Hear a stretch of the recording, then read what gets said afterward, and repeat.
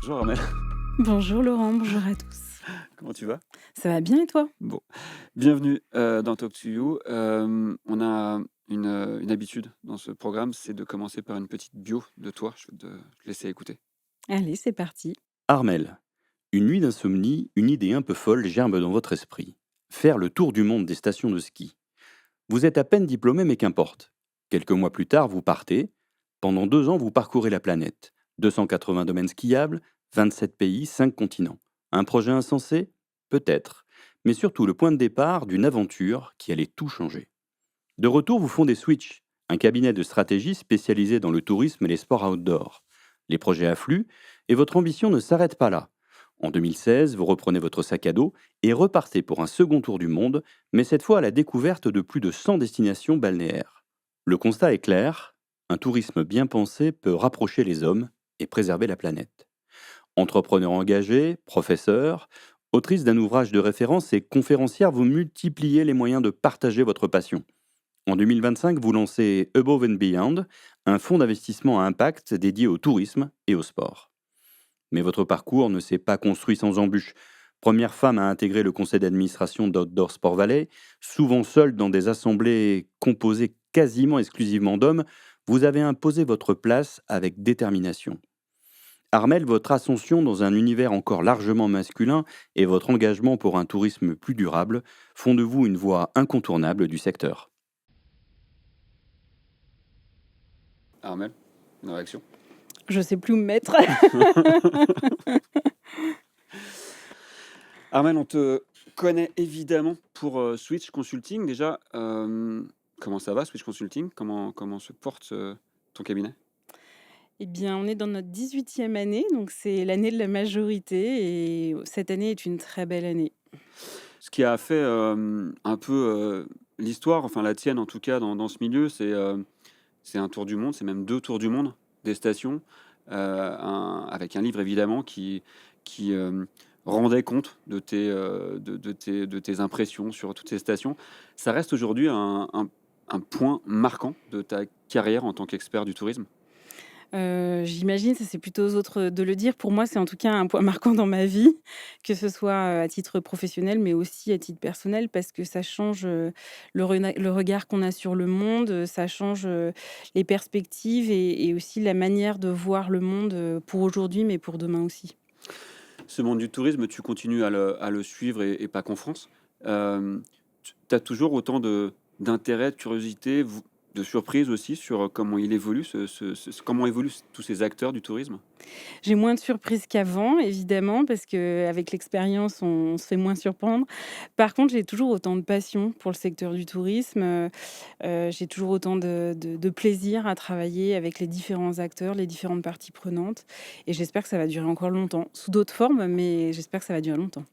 Il se passe beaucoup de choses dans le tourisme depuis quelque temps. Il se passe beaucoup de prise de conscience, d'accélération, de petits pas en arrière.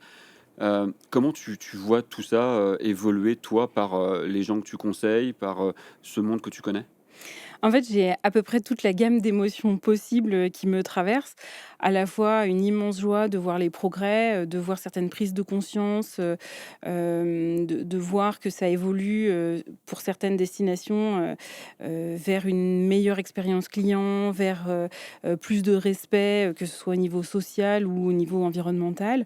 Et puis, j'ai aussi des grandes frustrations, parfois de la colère, une grande tristesse quand je vois, des pas en arrière, quand je vois, des conflits d'ego qui vont, freiner certains, projets qui sont pourtant ultra porteurs, ultra motivants, localement. Ça peut me mettre en colère, ouais. L'adaptation de ce milieu du tourisme, elle se fera aussi avec, une adaptation ou une évolution de la gouvernance? De la gouvernance, de la réglementation. Je crains malheureusement, qu'il faille, légiférer pour, contraindre un peu certains acteurs. Je préférerais que ça se fasse, par eux-mêmes, ça éviterait de légiférer, mais c'est quand même une réalité. Et oui, pour revenir à ta question, la gouvernance, je pense que c'est justement une manière d'éviter, une législation, galopante. C'est pour moi la meilleure manière de faire en sorte que l'ensemble des parties prenantes d'un territoire soient, impliquées, portent le projet, parfois, puissent avoir aussi des frustrations, mais la réalité, c'est qu'on sait que les projets sont bien portés quand l'ensemble des parties prenantes d'un territoire ont été, conviées d'abord à présenter leurs idées, mais aussi à choisir, ce qui vient. Parce que choisir ses élus, c'est pas suffisant pour choisir, la destinée de son territoire.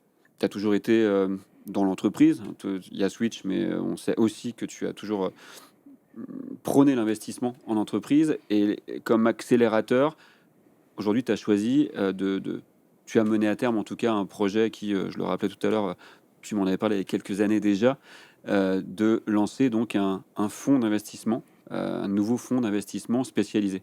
Oui, alors je viens de créer Above and Beyond, donc il y a un fonds d'investissement, pour parler très technique, c'est un fonds en private equity, donc ça veut dire que on prend des participations dans des entreprises, qui sont plutôt des jeunes entreprises qui ont, en général, autour de, 12 mois, 18 mois d'existence. Parfois, elles peuvent être un peu plus âgées. Et l'objectif, c'est de les aider à cranter, c'est-à-dire à monter, d'un niveau, par exemple, à se déployer au niveau national ou, à se déployer au niveau européen ou à développer certaines technologies, par exemple. Moi, je suis business angel, donc j'investis à titre, privé dans des entreprises depuis 2015 et je comprenais pas au départ pourquoi il y avait si peu, d'investisseurs, privés ou pas d'ailleurs, qui, dirigeaient leurs fonds vers les sociétés, des secteurs, du tourisme, du sport et des loisirs. Alors on m'a donné plein d'excuses un peu techniques, mais ce qu'il faut retenir principalement, c'est qu'en fait la durée d'investissement d'un fonds, très classiquement, c'est autour de 5 ans avec, éventuellement, 2 années supplémentaires, donc 7 ans. Donc on est sur des cycles d'une certaine durée. Là où dans le secteur du tourisme, des sports, des loisirs, on est plutôt sur des durées autour de 8, 9, 10 ans. Donc en fait, pour un investissement dans le secteur du tourisme, eh bien, les fonds traditionnels peuvent avoir 2 investissements, et donc gagner potentiellement 2, au minimum 2 fois plus d'argent. Donc finalement, je comprends naturellement qu'ils aient envie d'optimiser, le temps et leur argent, mais la réalité, c'est qu'on a des pépites en France sur ces sujets-là et qu'il faut absolument les soutenir et ça me faisait vraiment mal au cœur de voir ces entreprises se créer, me contacter, discuter sur des sujets de stratégie ou des sujets de financement et puis, soit qu'elles périclitent, soit elles atteignent des plateaux et qu'elles puissent pas aller plus loin parce qu'elles manquaient, de ce savoir-faire et de cet argent pour pouvoir, aller, à l'étage au-dessus. Ce sera ça aussi le challenge donc de Above and Beyond, c'est d'identifier les pépites, du secteur justement tourisme, loisirs, outdoor, et de les amener à éclore? Oui, alors c'est évidemment, l'objet, clé de tous les fonds d'investissement, savoir, quelle est l'entreprise qui va être, la plus performante, qui va, le mieux contribuer puisqu'on parle d'impact, donc qui va être la plus contributrice, voire la plus régénératrice, si on tend vers une certaine, utopie. Mais il faut quand même qu'elle soit très rentable, hein, on va pas se mentir. Donc il y a un enjeu qui est très fort, le sourcing et ensuite l'accompagnement, pour faire en sorte que cet espoir, devienne une réalité. En quoi il va être différent ce fonds d'investissement des fonds d'investissement? Il y en a déjà, non? Oui, évidemment, des fonds d'investissement, il y en a beaucoup, mais aujourd'hui, en France, il n'existe aucun fonds sur cette triple verticale qui soit à impact. Ça, c'est un point qui est très, très important. Donc, ça veut dire qu'on répond à une législation très particulière. Donc, soit les entreprises sont dans leur pratique exemplaires en matière d'environnement et ou au niveau social, soit dans les produits et les services qu'elles créent et qu'elles commercialisent, ils ont un impact extrêmement positif sur les différentes verticales de la RSE. Donc ça, c'est le premier point. Le deuxième point, c'est qu'on apporte un accompagnement. Alors si on regarde les brochures de tous les fonds d'investissement en France, évidemment tous, promettent un accompagnement. Nous, en l'occurrence, on parle de 24 journées par an, donc c'est absolument considérable.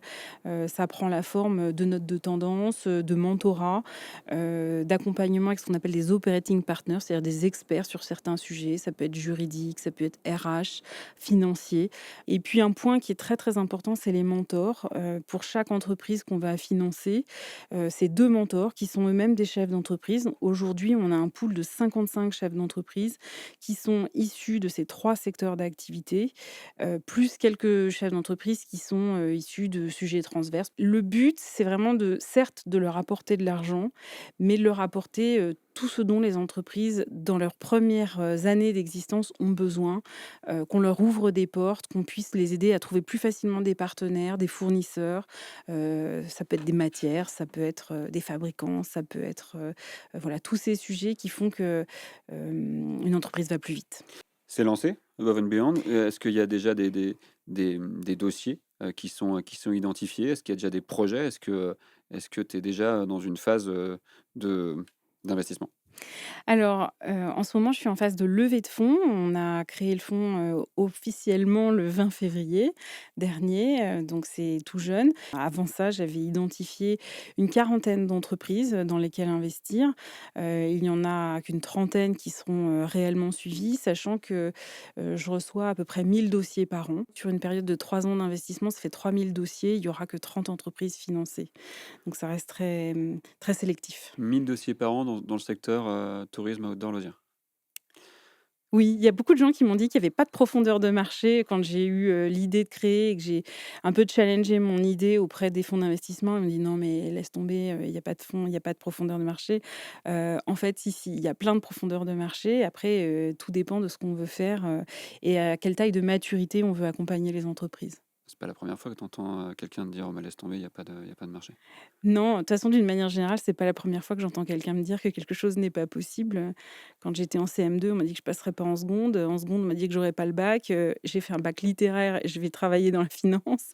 Et puis ensuite, on m'a dit que je pourrais jamais faire le tour du monde. On m'a dit que j'intégrerais jamais le bureau d'OSV parce que c'était pas possible. Et bien, effectivement, j'ai été la première femme à le faire. On va faire une toute petite pause, pour, une rubrique qu'on appelle «Face à l'image». Je te laisse regarder l'image et juste nous dire ce que tu en penses ou ce que tu quelle est ta réaction, en tout cas? Enfin, c'est brutal, hein. C'est la réalité, malheureusement, de l'état de notre, planète, et en l'occurrence, là, c'est notre jardin parce qu'aujourd'hui, on enregistre à Annecy, c'est Chamonix, c'est juste à côté, donc notre jardin va très, très mal. Neutre? Ça, c'est ma plus grande ambivalence du moment. Parce que je l'ai souvent dit, je pense que notre humanité a besoin de fêtes populaires, de moments de liesse collective et de moments de joie, et c'est, particulièrement vrai au moment où on enregistre. Et en même temps, il y a pour moi dans le projet tel que le dossier est aujourd'hui, un manque d'intégration, des enjeux, et des défis, fondamentaux qu'on doit intégrer. Donc c'est une source d'inquiétude, importante, pour moi. On revient à Above and Beyond. Quel serait un vrai bel objectif pour toi dans l'évolution de ce fonds à 5 ans, par exemple? J'aimerais qu'il soit perçu comme exemplaire en toute chose, parce que l'idée, c'est que chaque entreprise qui rentre, dans le fond, même si sa trajectoire est pas parfaite, à minima qu'elle en sorte, avec une belle labellisation B Corp ou, avec une labellisation BREEAM, par exemple, si elle a, une certification BREEAM, pardon, si elle a, des bâtiments, physiques, mais quelque chose qui, vient, quelque part, attester, d'efforts, d'une trajectoire, qui soit la plus, positive possible. Et puis, j'aimerais qu'on soit aussi retenu, comme, le fonds de référence en matière de tourisme, de sport, de loisirs, celui qu'on peut appeler parce qu'on sait qu'on va être bien accompagné, parce qu'on sait que, il y a des références solides, des, compétences, sur ces secteurs-là, et pas juste, la représentation qu'on peut avoir de certains fonds d'investissement un peu requins, et qui, n'a qu'une seule obsession, qui serait, faire de l'argent. Faire avancer la réflexion sur l'évolution du tourisme, en fait. Quelque part, il y a participer à ça, mais au lieu de faire uniquement avancer la réflexion, pour y participer, c'est aussi, participer concrètement sur le fait de pousser certaines entreprises qui ont peut-être un marché, là qui peut exister. Oui, oui, c'est une forme de contribution, forte. C'est des messages forts qu'on envoie qui sont que on ne peut plus financer des entreprises dont la trajectoire, ne s'inscrit pas, dans, les obligations qu'on a tous, en tant qu'êtres, vivants sur terre, de respecter, nos limites planétaires, et de faire en sorte que, les business soient les plus régénératifs possibles. Le tourisme en montagne en 2000, 45, tiens, on va prendre 45, c'est bien comme chiffre. C'est quoi pour toi, Armel? Alors, c'est une question qui est très difficile pour moi parce que je fais pas du tout de design fiction.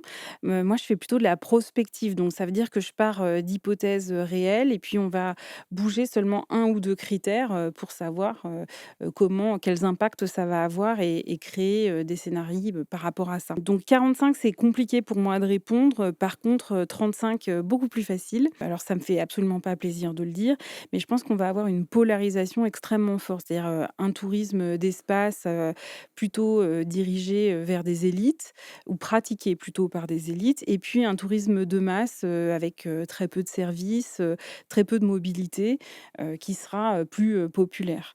En parallèle, on va avoir aussi un tourisme, très connecté et puis un tourisme, hyper déconnecté et là encore, on voit une polarisation, très importante. Donc je pense qu'on va avoir, des extrêmes qui vont apparaître de plus en plus, certains qui sont très positifs et puis d'autres, plus malheureux et pour lesquels il va falloir trouver, clairement des solutions le plus rapidement possible. Les stations, tu en accompagnes souvent, régulièrement. Je t'ai déjà posé la question il y a quelque temps. Est-ce qu'aujourd'hui, tu penses que le chemin vers une adaptation, est de plus en plus cohérent? Alors, je pense qu'on peut pas faire un paquet en mettant toutes les destinations, dans le même, paquet justement et qu'il y a des destinations qui, réfléchissent beaucoup sur ces sujets-là, certaines de manière très sincère, d'autres, un peu moins. Il y en a pour lesquelles, de toute façon, elles n'ont pas d'autre choix, que de se mettre au travail, par rapport à ces sujets-là. En tout état de cause, elles sont toutes confrontées à des difficultés qui portent pas toutes sur les mêmes sujets. C'est-à-dire qu'on voit que les stations qui ont des gouvernances qui sont, bien en place, qui fonctionnent bien, où les égos sont, un peu plus, effacés au profit du collectif, elles vont plus vite, plus loin, elles trouvent aussi plus de moyens et les projets sont, extrêmement motivants et puis il y en a d'autres pour lesquels, c'est pas leur actualité, ou alors, tout simplement, ils ont peur et c'est tout à fait compréhensible. Il faut pas apporter de jugement par rapport à ça et notre travail en tant qu'experts, c'est de les accompagner d'abord à dépasser ces peurs parce que, je crois qu'il y a un proverbe qui dit que, la peur croît en hésitant, mais que le courage croît en osant. Donc il faut les aider à oser et puis, évidemment, réussir à les mettre au travail. Ça, c'est, la deuxième chose, qui est pas évidente, mais, qui se fait puisque d'autres l'ont fait avant. Et je crois que le sujet de l'exemplarité est essentiel quand on trouve des destinations, qu'elles soient en France ou à l'étranger, qui ont trouvé des solutions et qui ont réussi à les démontrer, y compris d'un point de vue économique, eh bien, c'est intéressant de pouvoir partager ça et inspirer, toutes les autres qui doivent se mettre en mouvement grâce à ça. Tu nous donneras des nouvelles du lancement, donc de Above& Beyond. Je suppose que si quelqu'un, veut trouver des informations, ça doit être, relativement facilement, trouvable sur internet. Oui, oui, il y a un site web qui s'appelle, aboveandbeyond.vc, où on trouve toutes les informations à la fois pour, savoir si une entreprise est éligible, à un financement ou, si, vous souhaitez être investisseur, comment devenir investisseur, il y a encore 3 ans pour pouvoir souscrire donc allez-y. Et comme on avait dit qu'on faisait attention au jargon, on va préciser donc VC Venture Capital. Exactement. Merci Armel, à bientôt. À très bientôt.